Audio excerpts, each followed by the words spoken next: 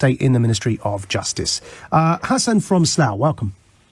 Hi, Assalamu alaikum. Hi. Salam, Hassan. I'm a Tory myself, as you know. We've had lots of conversations, and I have been very anti-Boris, actually. I did not vote for him during the leadership election. I voted for Jeremy Hunt. Yeah. But he has actually won me over the last year. And, he's also a Brexiteer, and I'm a Remainer. I voted Remain. He's a smooth operator, isn't he? He's a smooth operator, that man, Boris Johnson.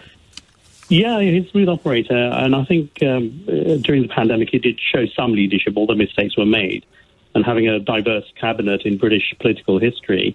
And what he did in terms of raising taxes, so that's where I disagree with my fellow Tories and with your previous caller. Yeah. He used the term, the supply shock of COVID. I think it's precisely because of the supply shock of COVID that taxes had to be raised. COVID didn't cause a supply shock, though, Hassan. It was lockdown that did.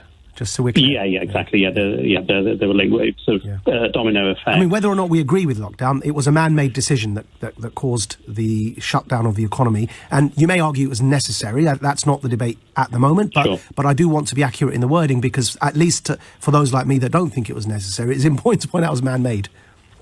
Yeah, you're right to point that out. The virus may have been man-made as well, but that's a different topic. Well, with gain-of-function research and Fauci being caught out lying, 900 pages of documents were released to the Intercept. It turns out he was involved. But again, another topic, Hassan. Sorry, carry on. Of course, you've raised a time bomb here. Yeah. So really, in terms of when the panel discussion... Sorry, Hassan, we're losing you. Say again? I didn't catch that. There was a panel discussion with Iain Dale a few days ago with Anneliese, Dodds, David Starkey. Yeah. I did ask the question, was Boris Johnson right or wrong to raise taxes, for the NHS and social care? And what do you think? The answers were mixed. I said I supported Boris. He was very, very brave. Because we are a low-tax party. Were you on Iain Dale's cross-question, were you, Hassan? I asked the question, yeah. All right, OK, well done. You should get, as a panellist, you should even get on. Thank you. No, please invite me. I'd love to be on. I mean, it's not my decision, but Iain, if you're listening, please invite Hassan on. He's a good guy. Carry on. Thank you. Yeah. Thank you. Yeah, so the answers were mixed. I think there was agreement that, yes, taxes had to be raised, but where from, that's where disagreement was.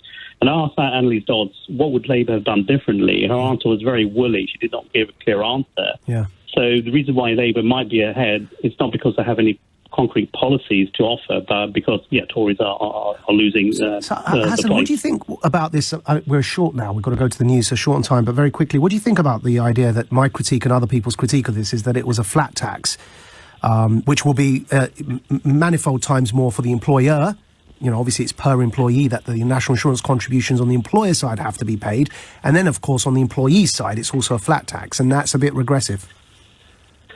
Well, it had to come from somewhere, the tax, because they were sitting on a time bomb in terms of the NHS waiting list. Yes, there can be a debate of where the taxation should have come from, but I think it was a decisive decision. It had to come from somewhere. A quick decision had to be made, and that's why I did support Boris in that. And what do you think about, again, while I've got you, I know I'm pushing it here because I've got to go to the news again, but because you're civil and you defend the government, it's important for us to have a civil disagreement about this. The idea I put out on the day when it broke, that this money isn't going to social care, it's going to the NHS, and they've said they haven't ring-fenced it. For 3 years, it's going to go into an NHS black hole, which I understand there's backlogs, but there's no guarantee. The people on the social care side are worried. There's a general election before that 3 years expires. No, next government isn't going to be bound by this government. What if it never gets to social care in the first place? I mean, I will disagree with that. If it does not get to social care, the commitment is, the reason why the taxes were raised were, to plug that hole in the NHS and social care. So it remains to be seen if it is, diverted away from social care. If that happens, no, I would not agree with that. All right, Hassan, thank you as always for calling in and expressing yourself in a civil way where you disagree and agree. Thank you very much. Coming up... Iain Dale on LBC. 8:20, David Davis, David Starkey, Paul Mason and Anneliese Dodds with me answering your questions. 0345 6060 973. Hassan is in Slough. Hello, Hassan. Hi, evening, Ian. Hello, panel. Hi. I think Boris Johnson was brave to go against a fundamental bedrock of conservatism in terms of taxation. So the question to the panel is, do you believe he was right or wrong to raise taxes for the NHS and social care?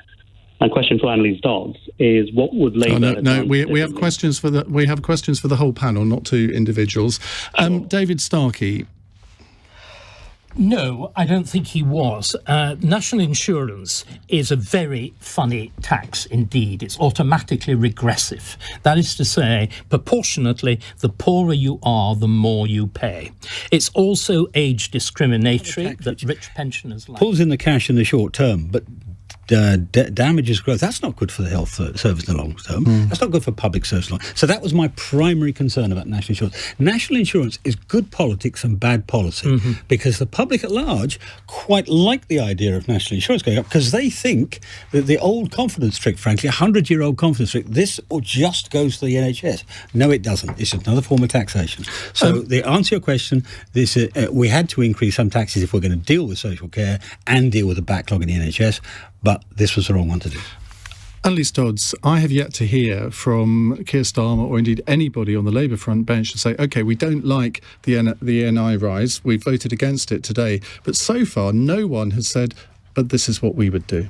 Well, with respect, we have said that a number of times, and we've said that instead of having this situation where I think everyone on this entire panel has agreed that ultimately is promoting a form of taxation that in these circumstances is not going to be progressive. Instead, we would focus on those with the broadest shoulders. You know, if the government had come to us and said, let's batten out an agreement around this, we would have said, as indeed Keir has said himself, you know, why aren't they looking at that wealth that's based in property, for example, stocks and shares, etc.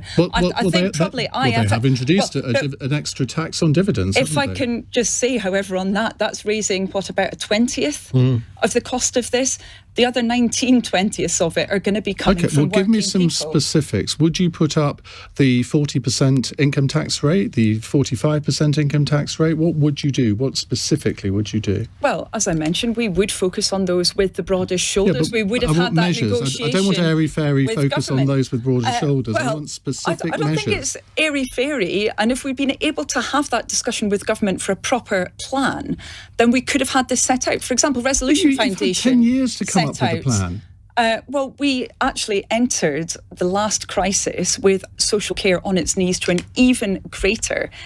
What did it do? It meant that the first time people earning ordinary incomes had to pay income tax. The only way a welfare state can be maintained. Well, on that subject, if I may, I won't be lectured by somebody who suggested that currently the government debt is this current size that it is because of the COVID period, when actually it had spiralled from 1.2 trillion, was it, in 2010, then up to 1.8 under Conservative-led governments before the crisis. Yes, it's pushed up to 2 trillion since, but I don't view the COVID crisis as the only reason why we have this debt. So I won't be lectured on economic issues by somebody who doesn't understand what has even driven the growth in the UK's debt over I'm the going to give you a years. final opportunity to give me two taxes that you would put up, two specific taxes to pay for what happened yesterday. Why, for example, is the government not looking at capital gains? That's an area where we actually saw Lawson himself obviously making change, a Conservative Chancellor. We've seen no indication that that area would be looked at. So what would you put that up to?